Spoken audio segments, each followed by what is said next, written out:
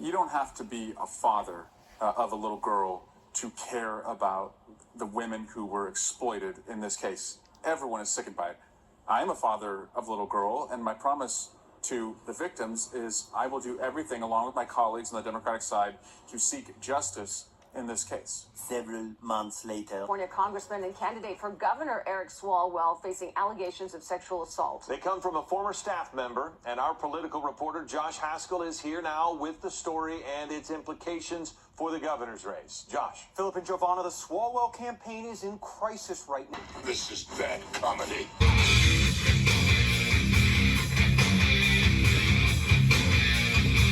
Well, it looks like Eric Swallowswell is not doing very well because he got himself into a serious passel of trouble. This is I, the Robozoid, your semi-likable and occasionally tolerable curmudgeon of both the Rumble and YouTube airwaves. And, well, we have to talk about Eric Swallowswell, who apparently is in a lot of trouble for, well, very much the same thing that most Democrats, like, let us say, Bill Clinton, Anthony Weiner, rather unfortunate last name there, and, well, let's just say a few others who have been caught cheating on their spouses or wives, have actually, have done the same thing repeatedly and learned nothing from it. So we have to talk about the whole case here of Eric Swallowswell, and, well, this guy, he couldn't be in worse shape. He tried issuing a statement saying that he did not have sexual relations outside of his marriage, which, quite frankly, I don't think the American public are willing to buy. But, hey, in light of guys like, let us say, Bill Cosby getting into trouble for these sort of things, I'm willing to give this guy the benefit of the doubt.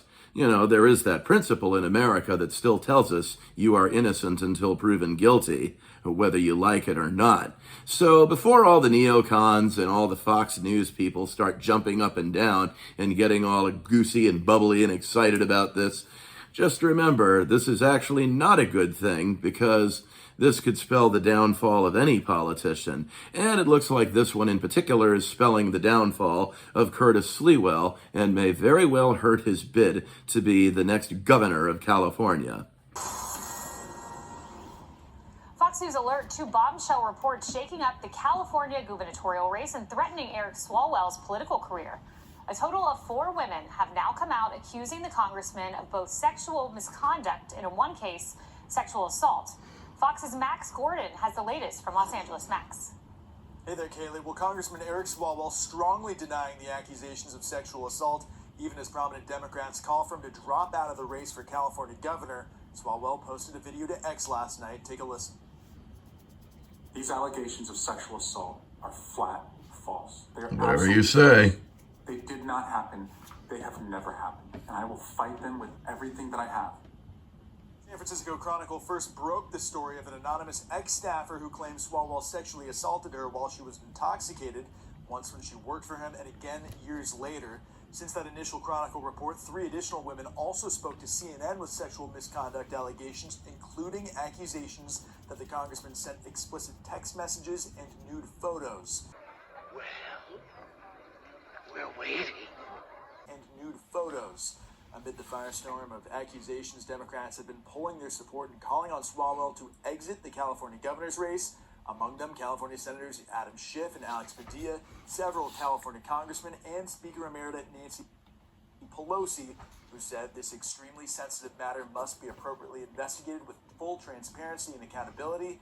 As I discussed with Congressman Swallowswell, it is clear that it is best done outside of a gubernatorial campaign.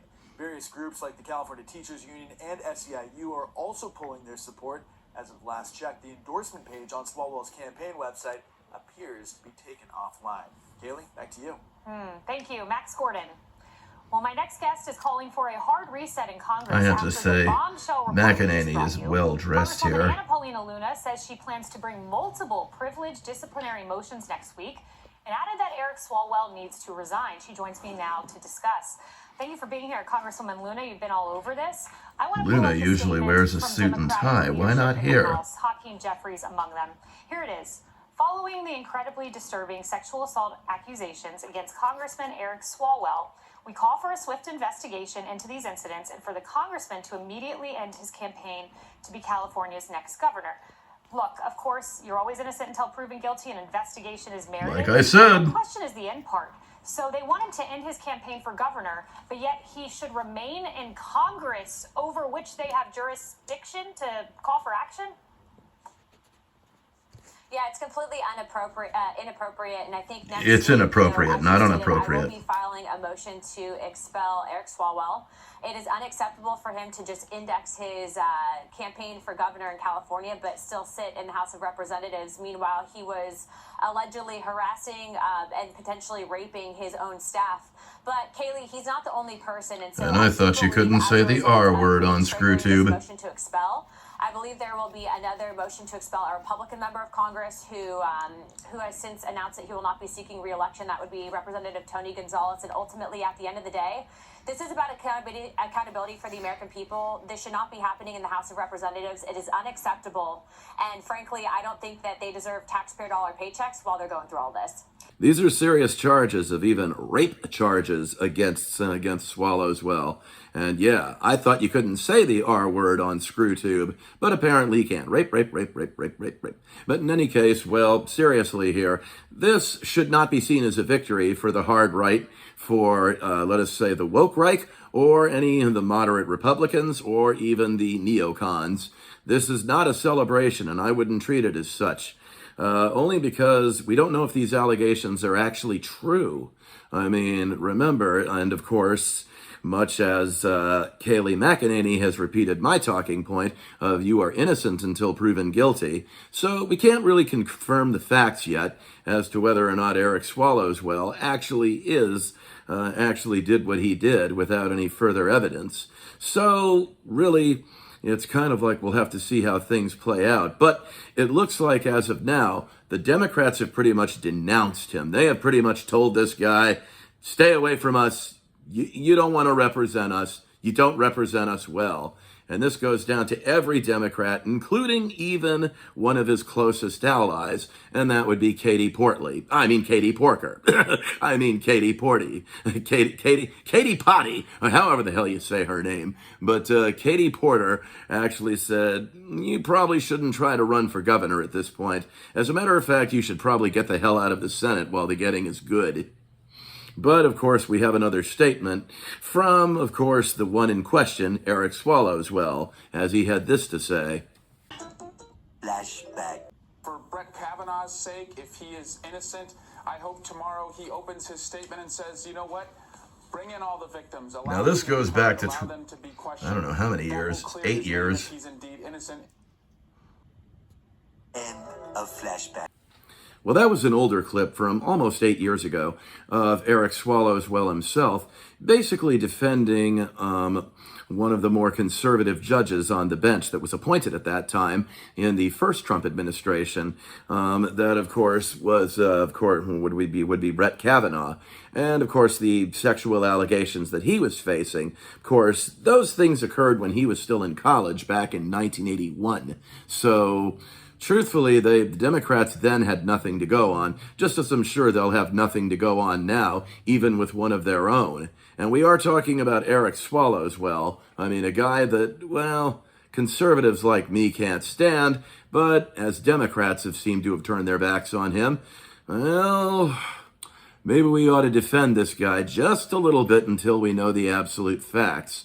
Because you know how Democrats are. They love to jump to the wrong conclusions and point fingers and shit every time. And they do this all the time with no remorse, no regret. And they're always wrong on these cases. They tried to do the very same thing to President Trump during the first Trump term, in which of course, Eric Swallowswell was one of the chief guys in charge of Trump's impeachment at the time. So I guess an impeachment hearing against Trump coming from Swallowswell, yeah, hypocritical much? So, yeah.